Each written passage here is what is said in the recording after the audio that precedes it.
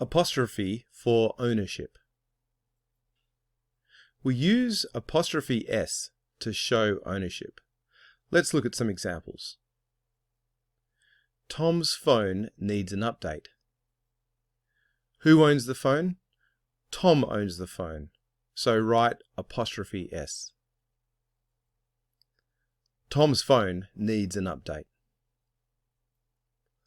The car's battery is charged. What does the battery belong to? The car, so write apostrophe S. The car's battery is charged.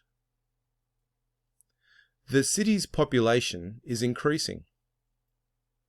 The population belongs to the city, so write apostrophe S. The engineer's report is available. The report was written by the engineer, so write apostrophe S. Let's have a look at S apostrophe, which is ownership for plurals. The students' results are online. There are many students, so write S apostrophe. The students' results are online.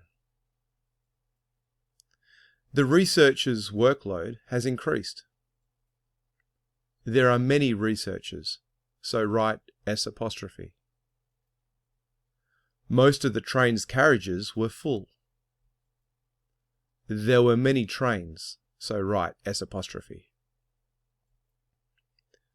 S apostrophe is also used for ownership for nouns ending in S. James's essay is due today. James ends in S, so write S apostrophe to show it is his essay. Sally Jones's computer is over there. Jones ends in S, so write S apostrophe to show it is her computer. Here's a summary for ownership. 1. Write apostrophe S for most nouns. For example, Tom's phone. 2. Write S apostrophe for plurals ending in S. For example, students' results. 3. Write S apostrophe for names ending in S. For example, James's essay.